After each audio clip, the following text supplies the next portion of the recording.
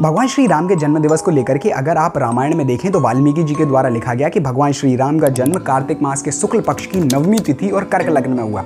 ऐसा ही कुछ आप बाकी वैदिक स्क्रिप्चर्स में देखेंगे तो वहाँ भी अलग अलग तारीखों को बताने के लिए इसी मैनर का यूज़ किया गया है, जैसे कि शिवरात्रि, जैसे कि भगवान श्री कृष्ण का जन्म। इन सभी तारीखों को बिल्कुल इसी एक्यूरेट मैनर में बताया गया, जहाँ न केवल आपको महीना, तारीख और उस समय का पता चलता है, बल्कि आपको नक्षत्रों और प्लैनेट्स की डायरेक्शन का भी अंदाज़ा लग जाता है। अब इतने एक्यूरेट मैनर को छोड़ करके फिर ऐसा क्या हुआ कि जो आज हम हिस्ट्री पढ़ते हैं वहाँ पर हमको AD, BC या फिर BC और C जैसे शब्द देखने के लिए मिलते हैं, और क्या ये उससे ज़्यादा एक्यूरेट और प्रेफरेबल हैं?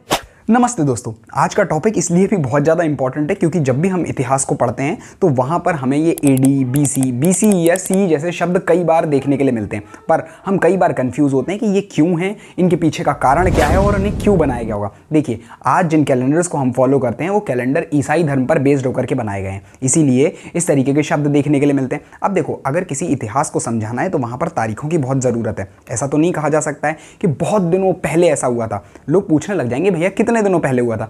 बात तो सही है।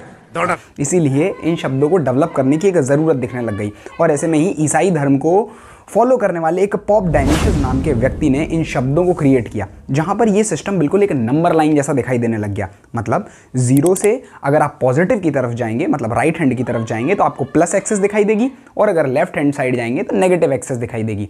इसी तरीके से यहाँ पर 0 की जगह पर यूज़ किया गया जीसस की बर्थ को, और कहा गया कि जीसस की बर्थ से पहले जो भी हुआ है उसे बिफोर क्राइस्ट कहा जाएगा या बिफोर क्राइस्ट कहा जाएगा, यानी कि BC, और जो भी जीसस की बर्थ के बाद हुआ है उसे AD कहा जाएगा, यानी कि एनो डोमिनी। इसे आफ्टर डेथ नहीं कहते हैं, इसे एनो डोमिनी कहते हैं। अब देखिए, एनो डोमिनी इसलिए कहा गया क्योंकि उनके हिसाब से जीसस की कभी डेथ नहीं हुई, यही ये कारण था कि इसे एनो डोमिनी कहा गया। पर ये सिस्टम बहुत ज़्यादा अच्छा नहीं था क्योंकि जीसस की बर्थ को लेकर के भी एक्यूरेसी नहीं थी, पर फिर भी लोगों को समझाने के लिए ये अच्छा आइडिया था कि अगर हम AD या BC का यूज़ करें तो हम एक अप्रॉक्सीमेशन टाइम का अंदाज़ा लोगों को बता सकते थे। पर कुछ लोग ऐसे भी थे जो ईसाई धर्म को नहीं मानते थे, इसीलिए वो जीसस को लेकर के अपनी हिस्ट्री नहीं पढ़ना चाहते थे।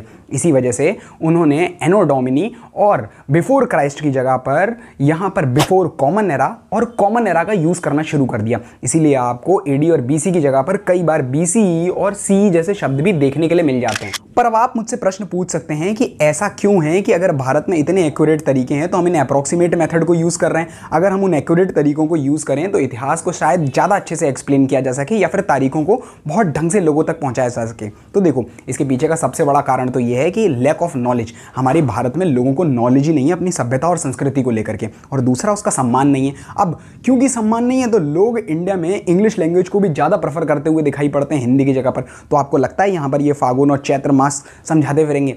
अब तीसरा जो सबसे बड़ा कारण है वो ये कि जब हम ग्लोबली रिप्रेजेंट करते हैं तो इंग्लिश को लोग ज़्यादा प्रेफर करते हैं, और वहाँ पर AD और BC को बिल्कुल वैसे ही यूज़ किया जाता है जैसे IUPAC नॉमेनक्लेचर का यूज़ केमिस्ट्री में किया जाता है।